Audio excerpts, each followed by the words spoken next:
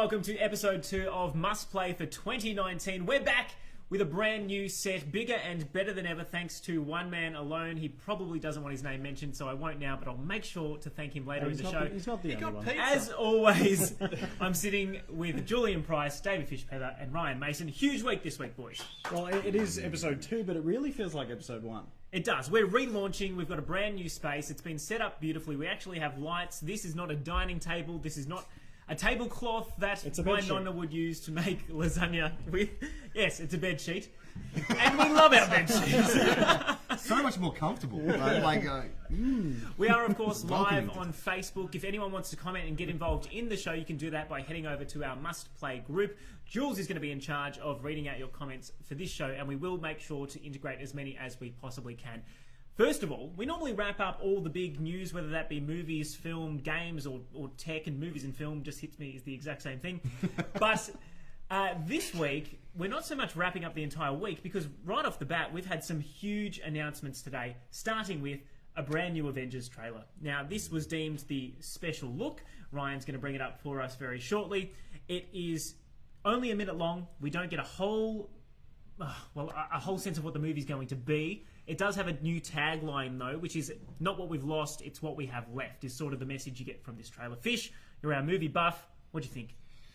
Honestly, I didn't watch it because I don't want to. You didn't watch it? I don't want to see it. I don't want to see anything. I'm trying to I bought my tickets today. I just want to see the damn movie. Admittedly, it is a little spoilery. It spoils one of the first things in the very first trailer. We won't say what that is, but basically... Yeah.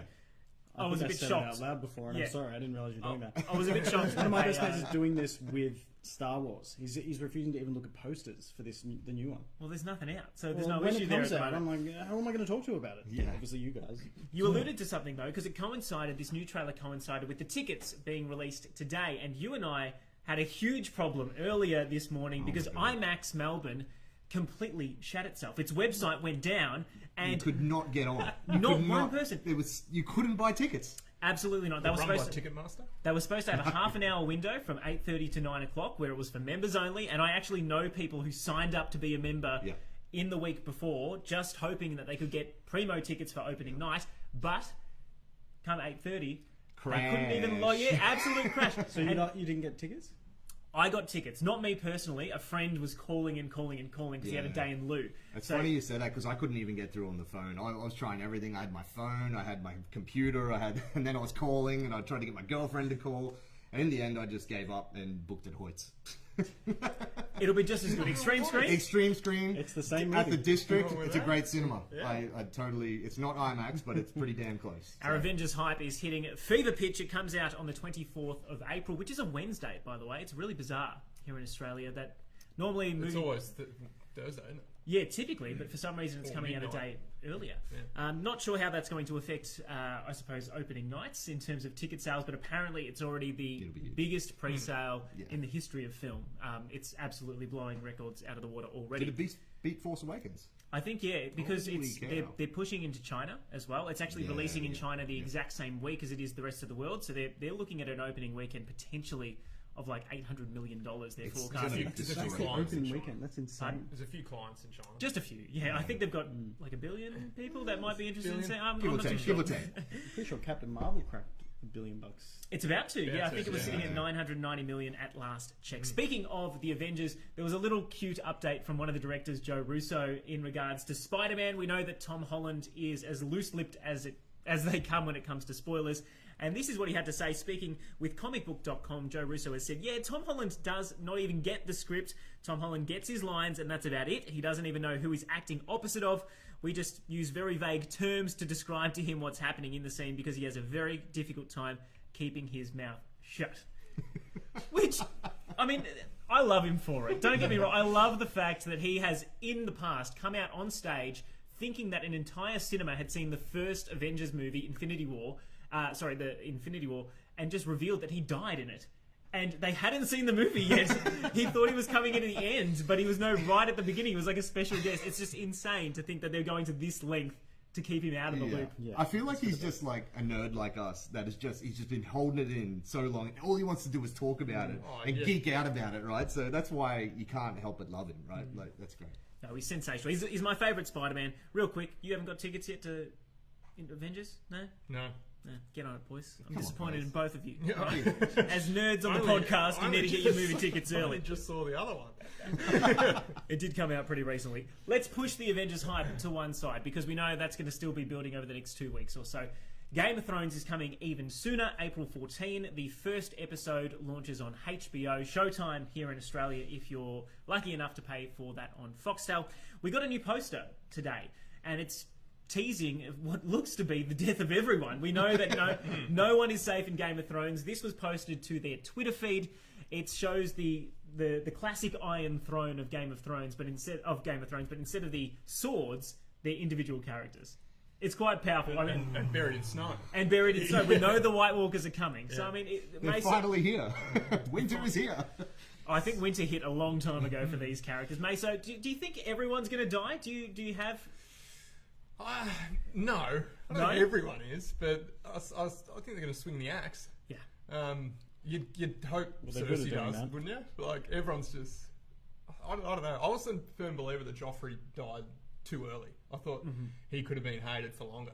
But Cersei's really taken up the mantle there for the hatred, so Cersei's got to go. There was a definite lull post Joffrey. I Yeah. feel like season 5 really suffered. Season 6 sort of picked up a bit more steam, and I loved season 7. But I mean, there's not that many characters left, and I know we hate Cersei, but we're really left with a lot of the good guys, with the exception of Euron Greyjoy, who is still not that. He doesn't have a great effect across the entire cast, so it'll be interesting to see what happens. But that image alone is causing quite the stir on Twitter. Let us know what you think by commenting on our Facebook feed.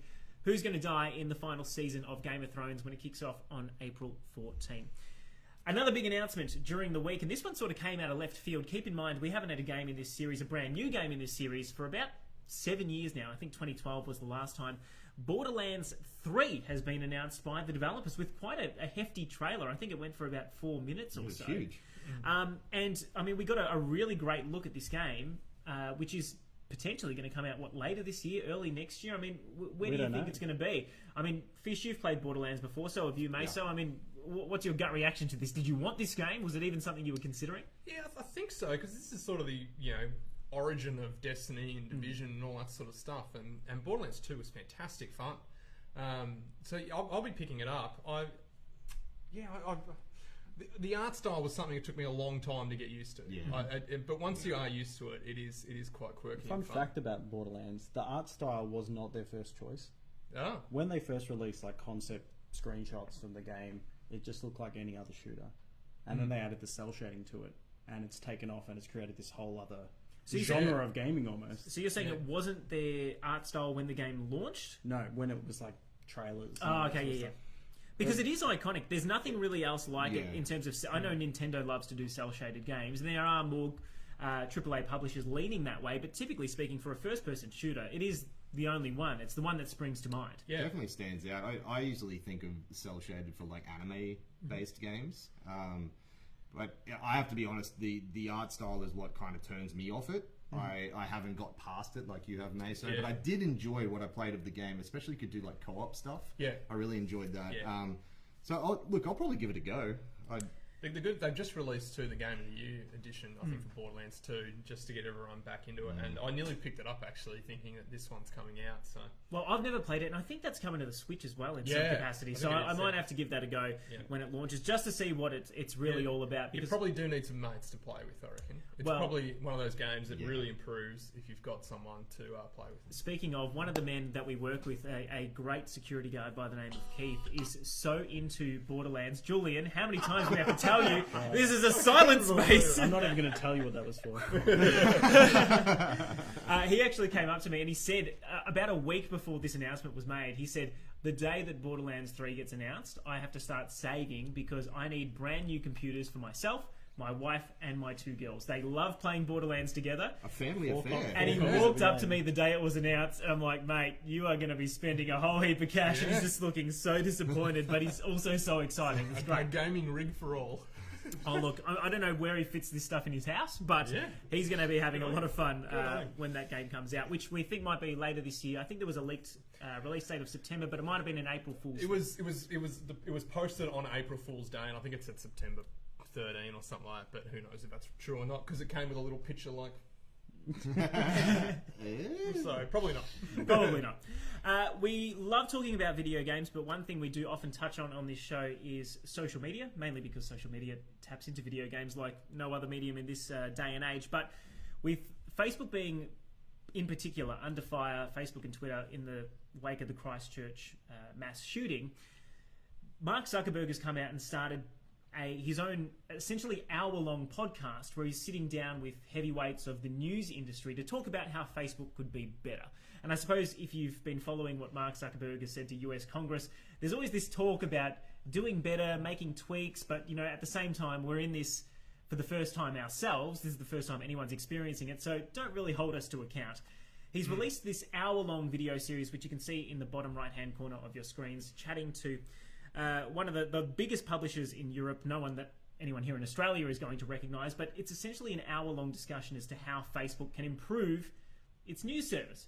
We all work in news. Now, I don't know if you have an opinion on your Facebook feed, but I know personally, I don't scroll anymore. Like, I genuinely have left it in the dust. If I want my news stuff, I go to Twitter and Instagram for all my social media stuff, just to catch up with what friends are doing, posting photos. So, I mean, have you also dropped off with Facebook? I deactivated my Facebook only 2 weeks ago, but I'm already back on it because you need it for the show. I wanted to share this stuff with everyone.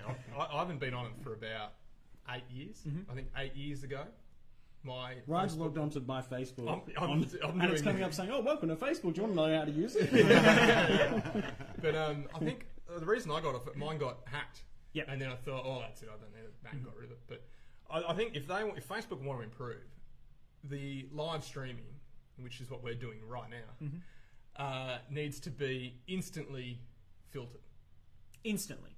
Which is so hard to do. So hard to do. But I don't know how you write an algorithm that does that. That would be incredibly tough. But I suppose what they've been talking about... That's how we should improve, I reckon. Facebook would be the biggest improvement. Well, see, I don't really see them... They can't fix the live streaming stuff. They talk about it. Scott Morrison was yakking about it 2 weeks ago. But really, how do you do that? They can write an algorithm to look for certain things, but if someone's got a piece of video that has never been seen before and it hasn't been run through a computer software... Yeah, it's you've got no hope. Really, you've got no hope. Unless you've got some AI that is... Either way, they've got to be quicker at taking it down.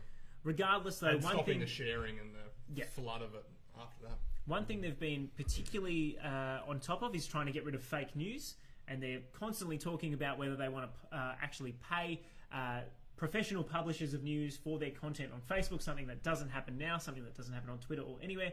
Is that where you'd like to see Facebook go, Jules? Is that the answer? No, I reckon Facebook's almost dead. It's cooked. All right. I don't actually... You heard it here first on the Must Play podcast, episode 2 for 2019. Facebook is dead. Julian Price. If you talk to kids these days, almost if Facebook's our generation, kids these days aren't on it. No. They're on Snapchat and whatever else there is. They're not on it. It's our generation Facebook, so I think it'll... So what you're saying is we're losing our young audience by live streaming this on Facebook right now? Should we be on Snapchat? Yeah, this whole podcast needs to be less than 15 seconds and delete. Maximum 15 seconds. Yeah. I think the delete just works for us anyway. But look, let's not worry about social media anymore. Let's start talking about the fun stuff. Just quickly on social media, I got a couple of shout-outs. Oh, do we? Oh, here we go. Mitchell is watching us, and cameraman Tim. Who wasn't invited? Who's asking where cameraman Tim is? He's asking where cameraman Tim is. Not here. He's probably best placed to answer his own question. So, Tim, if you want to answer for us, then we'll let everyone know where you are. Man. Come on. Mitchell is 9 years old. Welcome. Oh, hi, Mitchell. Hello, Mitchell. Thank you so much for watching. In terms of something that you might like but find a little bit scary, Julian is a huge fan of Star Wars, and Mark Hamill is one of his greatest heroes of all time. You can probably see at the new set we've got a lightsaber here, which is ready to scare the crap out of anyone who accidentally pushes the button on the side. We've got Darth Vader. We've got plenty of little nods to Rey and the speed of the pod racer from Episode 1.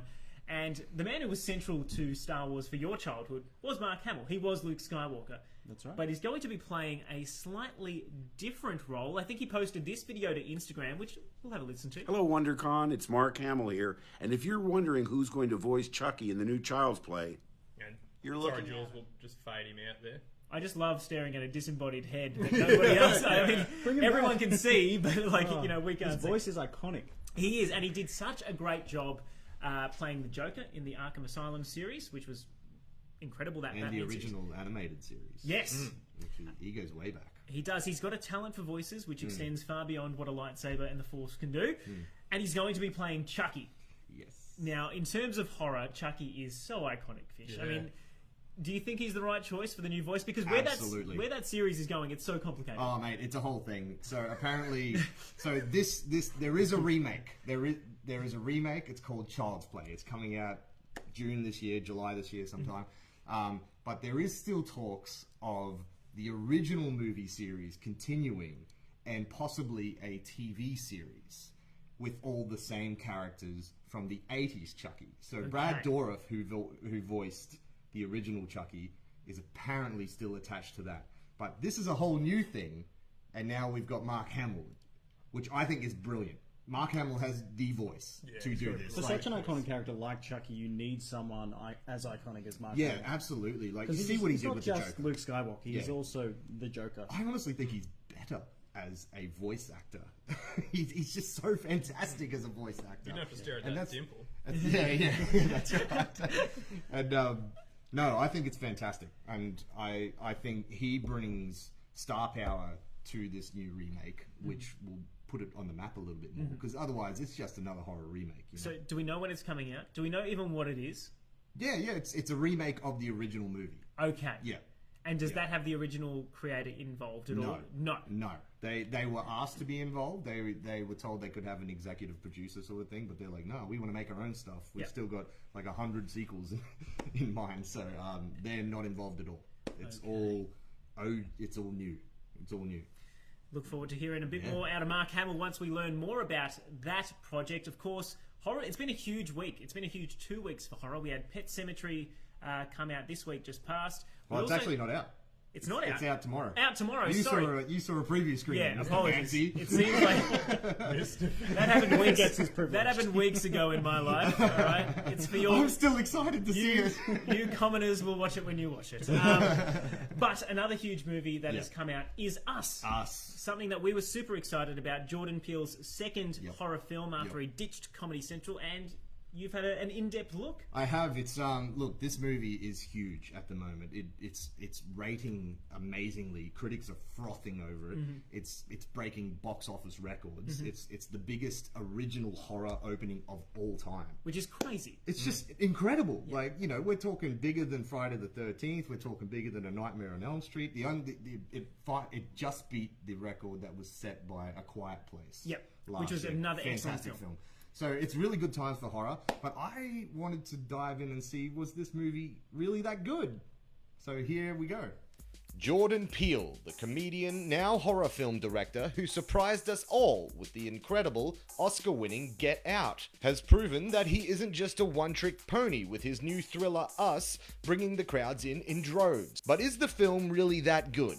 I'm not so sure. The film tells us the story of Adelaide and her family when a doppelganger family turns up on their doorstep. And let's just say they're here for something a little more malicious than a catch-up. I love seeing a good, decently budgeted horror film on the big screen, and Us had me excited from the start. For the most part, it delivers in the horror realm. Peele is great at setting up a sense of dread, even with a poppy, upbeat song playing. There are some great scares, super tense moments, and just the right amount of gore. Now, finding his initial fame as one of the comedian duo Key and Peele, one would expect a bit of humor in his films. It's there, and it's great, but there may have been a bit too much of it. I'm all for comedic moments to release the tension in horror, but it came on a little too strong at times, managing mostly to take me out of the terror. Ultimately, what Us delivers is a film with fairly deep and thought-provoking themes of privilege, duality, and opportunity, but I'm not so sure that they earn them. There are messages in the film that I was vaguely able to catch, but it took a quick Google search after the film to fully decipher them. I'm all for movies that leave you thinking, create conversation and debates long after the credits roll, but I just don't think everything adds up strongly enough here. Although there is some terrific horror and character moments to be found in this film, I think Us is a masterful director at work, but he is being caught up in how clever he thinks he is and isn't giving us all the pieces of the puzzle. That can prove frustrating. Us gets 3 out of 5 stars. A good watch. Sorry, Mitchell. Forgot that you're 9 years old and that is an R-rated movie. Don't Don't go see that, Mitchell. Yeah, to our loyal fan out there, we truly apologise for not having some sort of parental warning before that. Fish, a good watch. A good watch. I did enjoy it. I just felt like it didn't add up. A lot of things, on pondering after it, I was kind of like, what about this? And what about that? But I do have to say that I really want to watch it again. Mm-hmm. I feel like this is a movie that will be better the more you watch it, and you'll pick up more things. And especially, like, I went and did like a deep dive Google research after it to try to decipher this movie. And I have to say, there's a lot of cool theories going around, which I'm not going to say anything about because that's part of the fun of seeing it. One of the most amazing things for me walking out of the cinema was literally, we waited around a bit because we were talking in our little group about what the hell was that and what does that mean? Yeah. And hold on a second, what is that we saw first thing in the movie? Does that relate to this somehow? And the entire movie's theatre had emptied by the time that me and my girlfriend and her family left. That's a really good sign, though, because the best movies are the ones you talk about. Well, that's afterwards. it. Yeah. The movie was empty, and I thought, geez, we've been in here chatting for a while. We walked out, and in the foyer of the cinema, there were about 30 other groups, small groups that were in our cinema, just all talking like the exact same conversations we were just having. Yeah, absolutely. It just absolutely confused as to what happened. And ambiguity is such a huge part, I think, of what Jordan Peele was trying to go for with this. Yeah. To that end, I actually wish it was slightly more ambiguous because they do explain it. There is a big exposition dump at one point. They explain it so much that it forces you to ask those more in-depth questions. You know what I mean? I wish they had just sort of left it a little bit more ambiguous. But maybe you let us know what you thought. If you have seen us just yet, make sure you write a comment on our Facebook post and we'll make sure to read it out in the remainder of the show. In fact, Jules, I think we had bits and pieces coming in there. Some people are not happy with Michelangelo, our pizza-loving Ninja Turtle. That's my mate Matt. Oh. Don't listen to him. Leo. He's a Leonardo guy. And no Leo. Next will be Raph, Matt. Don't you worry. Because correct me if I'm wrong, you have one for every turtle. I have them all. We'll rotate it. And how much are they? Let's not talk about it. I got a deal, man. I bought all four. Speaking of jokes, April Fool's has just come and gone, and of course, it's always a dangerous time if you're a pop culture fan to be on the internet around April Fool's Day. In general. Yeah, I mean, but that is the day seemingly that everyone just decides we're going to try and trick you with things that your heart has desired for years. Yeah. And I mean, there was a really obvious one that IGN did, which was about everything coming to the Nintendo Switch, and that was every Zelda game ever. But there were some really cool, not fake ones, but actually real things that companies put together just as a little surprise on April Fool's Day, and one of my favourites so far. And I'm still not sure if this is actually real or a joke because I haven't been able to do it on my Google Maps, but I've seen a lot of other people do it on theirs, is they added an option for Snake on Google Maps. You know, the old school Nokia 3310 I think last year game? they did Pac-Man. Yeah. But it's like, don't tease us with these things. Actually make it a thing. I would put Snake and Pac-Man on my Google Maps. Like, it would make long trips so much better. Slightly more dangerous if you're actually playing and not just converting them into your car. Well, you know, I don't know. There's got to be a safe way to do it. I was so disappointed going to the Google Play Store, updating my Google Maps, coming back, and it still wasn't there. I'm like, this is just a kick in the guts. But there were some really other cool ones that came out. One that I quite liked was from Platinum Games, of course, the developers of Bayonetta, as well as a few... What was that game called? This is going to kill me. I'll work it out. But Bayonetta developers who posted their own trailer for a video game where you played as Platinum Man, who is basically trying to run a self-sustaining video game business by publishing the right games. It's completely wacky, incredibly Japanese, and I absolutely loved it. Again, I would play it. Metal Gear Rising? Metal Gear Rising is the one I was thinking of.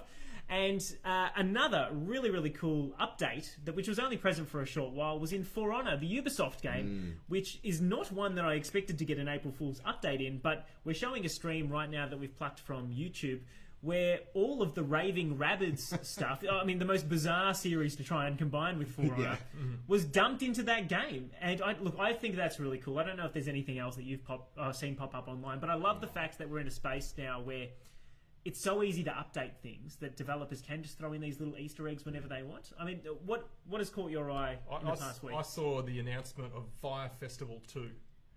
Oh, no. And I thought that sounds legit. Sorry, that took me a second. And I thought they might be, rebooting that, I guess. And no. If anyone doesn't know what the Fire Festival was, great Netflix documentary about this festival, which was marketed phenomenally, but there was absolutely no substance behind There's it. a good documentary on Netflix about it. Actually. Great There were thousands of people that paid tens of thousands of dollars to go to this exclusive beach party in the Bahamas, I think it was, on an island, and you don't want to see it didn't exist. People literally rocked up and had to. I think it was the Chive actually. You know that website, the Chive. Yeah, I think it was them who did the Fire Festival 2, reboot. One that caught my eye was Maisie Williams on Jimmy Fallon. Yes, another. I mean, as a link to Game of Thrones, that one was huge. I actually watched that on the way over here. It was a bit. She's really good actress. Oh, phenomenal actress. I couldn't believe how well produced it was, and especially because obviously on the internet you don't see all these videos the day that they come out. I'm watching it now through the window of April 3rd, thinking this can't be a joke. Maisie Williams. Basically, she says, for a minor spoiler, a little bit of tidbit requested by Jimmy Fallon, that she says her character dies in episode 2. Yeah, and then pretends so and she's well. like I mean, she trembling and anyway. Very funny watch. Anyway, it actually made my heart sink there for a minute before I scrambled to look for the date on the video. If you're watching it on April 3, yeah. I'm telling you, heart-wrenching. Right. That image that we pulled up earlier from the Game of Thrones Twitter really did hit home. In terms of what we're playing this week, we always love to end on that. I mean, it's been a bit of a struggle for me to get into video games, trying to, refurbish my house at the moment. But I was playing Rocket League again last night, and I bloody love that game. Can't go wrong with Rocket League. No, cannot go wrong with Rocket League. and beers. Yeah. And I'm really struggling with whether or not I buy that new Yoshi game on the Switch. I bought the last one on the Wii U. Wasn't great, and it looks like this is more of the same. So I genuinely can't justify spending $80 on it, particularly when the reviews that are coming out are relatively poor. I might get it. I went onto the Nintendo Switch store last week, and it was recently, and I purchased the Way Remastered For $1? It was something like that. Yeah, I bought that one too. And I'm really enjoying it. Oh, I haven't touched it It's yet. a little puzzle. I just bought it for $1 because you don't not buy it for $1. Oh, absolutely not. It's by a developer named Puzzling Dream. Yeah. Lots of little puzzles and that sort of thing. It's all like pixel art style. But yeah, it's really, really fun. So Fish, tell you more when I finish it. But you've been watching too many movies, so you probably haven't had time to play video games. No, actually, I have been punishing myself playing Dirt Rally 2.0.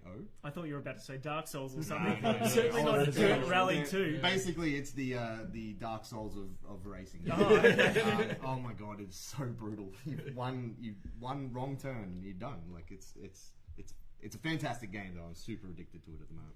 Finally, the man at the end of our table who never wears his... Oh, never rocks up without a hat. 1 week I went nowhere with that. Division 2, I just started it. I haven't put that. I think I'm level 14 or something like that. But yeah, sort of making my way through that game, which it's good actually. It's really quite polished. It's actually refreshing to get a shooter that's complete when it's released. From day one. Yeah, From day one. It doesn't require a gigantic patch. Yeah, it seems like we haven't had that for a while. But yeah, it's quite well polished game. It's really, really well done. That's where Cameraman Tim probably is, just sitting at home crying, waiting for you to He come home probably so you is. can play the Division 2 with him. the crying thing is the most likely. Yeah. Let us know what you've been playing in the comments below. Thank you, as always, if you've tuned in for our live stream. We typically do these on a Thursday, so for anyone who saw the notification for tonight, thank you for tuning in. I hope you liked our new set. I hope it's looking a lot better. I hope it's sounding a lot better. Hopefully this is the new standard for our podcast going forward. If there's anything else you would like us to add, particularly more Ninja Turtles, let us know in the comments below. But this is it for our show this week. I've been Mark, this is Jules, David, and Meso. We normally call you Fish. I don't know why I called you David. I feel like I'm completely out of sync here with myself. Make sure you like us on the socials, and good night.